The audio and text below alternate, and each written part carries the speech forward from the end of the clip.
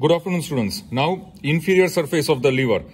In the inferior surface of the liver, which is located between inferior border and posterior inferior border, this much is the inferior surface. We start from left to right. So, showing the inferior surface left to right, the first point, the first impression, you can see this beautiful concavity. This is the gastric impression. So, therefore, this gastric impression will have the relation of stomach. Which portion of the relation of stomach? Fundus and anterior surface of the stomach. So this is the gastric impression, number one. Number two, just left to right, you see this elevation, this is tuber omental. And tuber omental, this elevation, which is present between gastric impression and porta hepatis. So this tuber omental here, it will be in relation with the tuber omental of pancreas. Therefore, there will be in between the tuber omental of liver and tuber omental of pancreas, there will be the cavity of the lesser sac. And it is separated, both tuber omentals are separated by lesser omentum and lesser sac. Then we come to third point. Now in the third point, if you are able to see this fissure for ligamentum teres. Now, this fissure for ligamentum teres will be extending from the notch which is present on inferior border of liver, this is the notch, till this margin, that is the left margin of porta hepatis. So this entire fissure is the fissure for ligamentum teres, and in the fissure for ligamentum teres, there will be, in the floor, there will be the remnant of the left umbilical vein. So it is called ligamentum teres. So therefore, within the floor there is ligamentum teres, which is the remnant of left umbilical vein. And on the edges, on the lips of this fissure for ligamentum teres, there will be the entire peritoneal fold, which is attached here. And the peritoneal fold which will be attached here, it will be belonging to the crater sac, and therefore here we finish our fissure for ligamentum teres.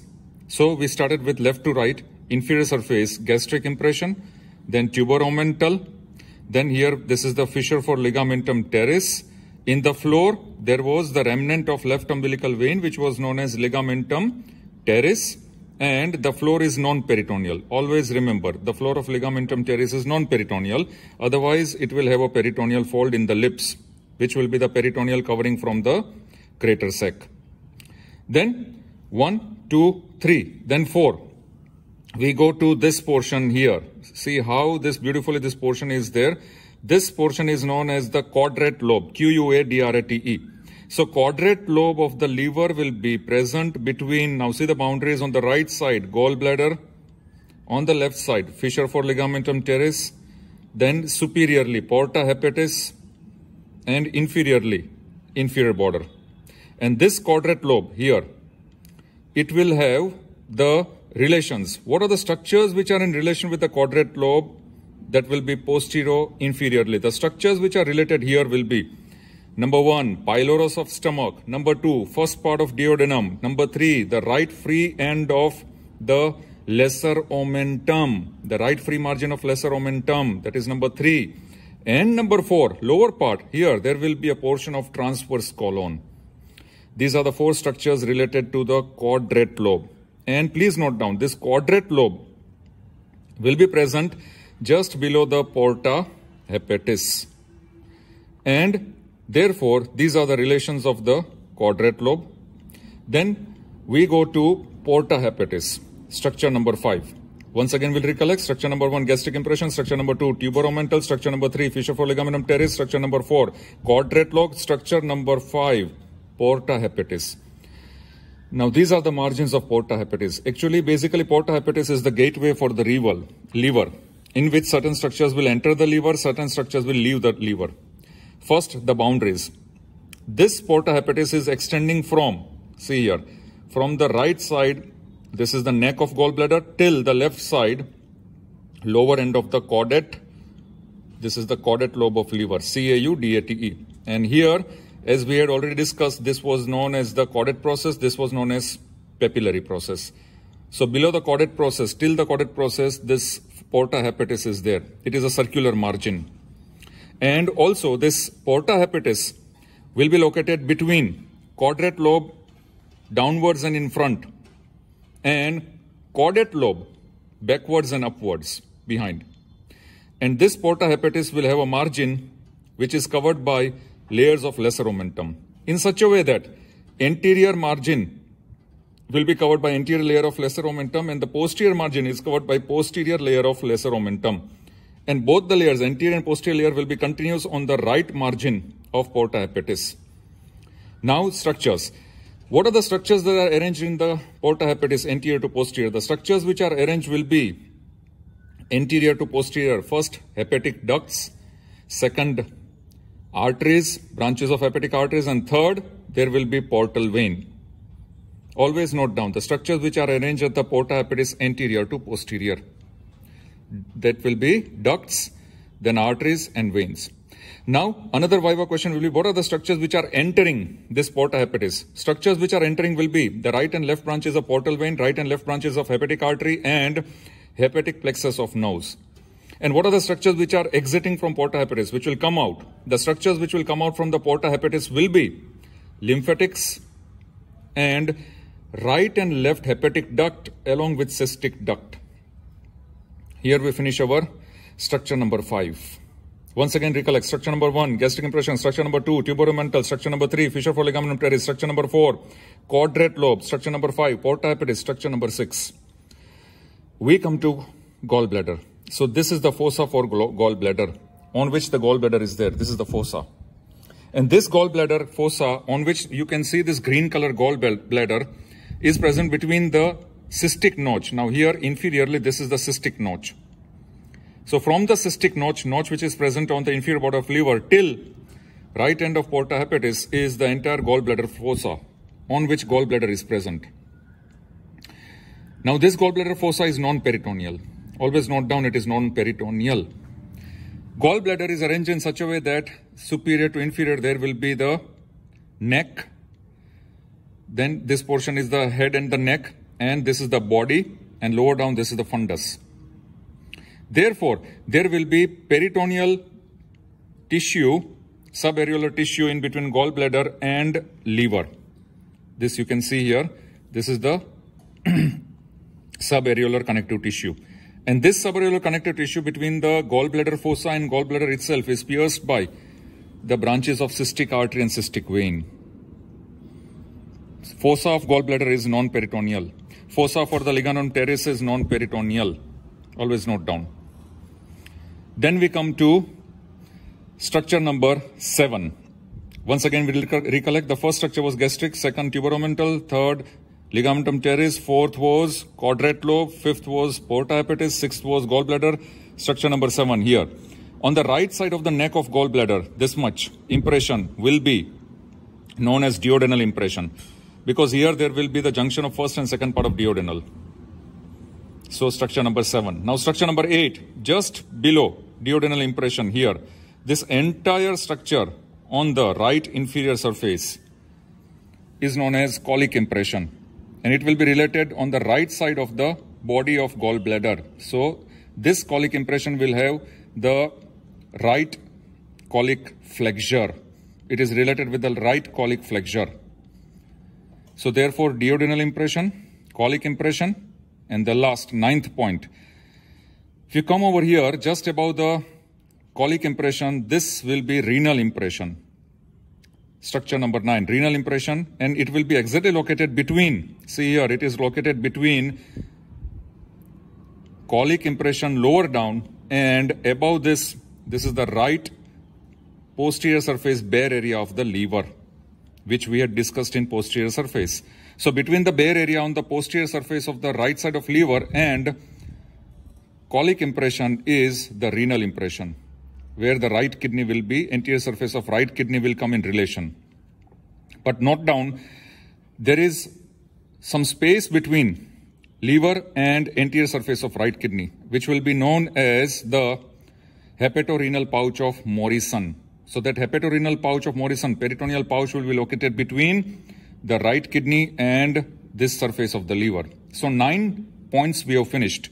Now 10th point included will be these two processes, caudate process and papillary process, which we have discussed in posterior lobe. The same caudate process and papillary process in posterior impressions we have discussed will also come in inferior impressions, but that will be point number 10. So caudate process will be, once again, that caudate process will form the roof of the cavity of the lesser sac. So it will form the roof of epiploic foramen. And same way, this is papillary process, where it will be in relation with the stem of celiac artery. So here we finish these relations of the inferior surface of the liver. Now, very fast, the 3 viva points. What are the subdivisions of liver? Liver can be divided according to 3 different bases. First base of division will be anatomical lobes of liver. Anatomical lobes of liver will start from, for example, this is the anterior surface, falciform ligament. When it goes above, it is separating into this triangular ligament, where on the left side, this will form the left triangular ligament. Here on the right side, it will form, see here on the right side, it will come as superior layer of coronary ligament. And here it will form the right triangular ligament. Then it will form the inferior layer of coronary ligament. Again, it will go above. So based upon this attachment of ligaments, the entire liver is divided into anatomical right lobe, anatomical left lobe. Now the anatomical right lobe will include the right entire 5/6 part of liver, and the anatomical left lobe will include only the left 1/6 part of the liver. Second classification is physiological classification. Now this physiological classification is based upon, very simple, cholecystocaval line. What is cholecystocaval line? Cholecysto, that is line from gallbladder, cholecystocaval, inferior vena cava. If you extend a straight line from inferior vena cava, gallbladder, and if the line is carried in the front, then it will divide the liver into right and left physiological lobes. And these physiological lobes are also based upon the blood supply. That is how the right lobe is supplied by the right branches of the portal vein, hepatic artery, and left lobe, left physiological lobe, by the left branches of portal vein and hepatic artery. And now the third base of classification. This base is very important. Segmental classification of liver based on Coinard. Coinard classification is, the spelling will be C-O-U-I-N-A-U-D.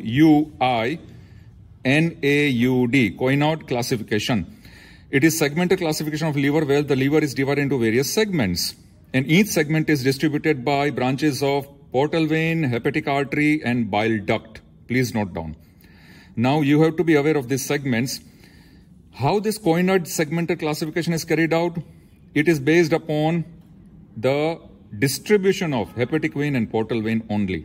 So based on the distribution of hepatic vein and portal vein, the Coinard segmental classification of liver will be 4 segments on the right side, 4 segments on the left side. Total 8 segments. Liver is divided into total 8 segments. And each segment will receive, as I told you, right and left branches of the portal vein, right and left branches of the hepatic artery, and right and left branches of the bile duct.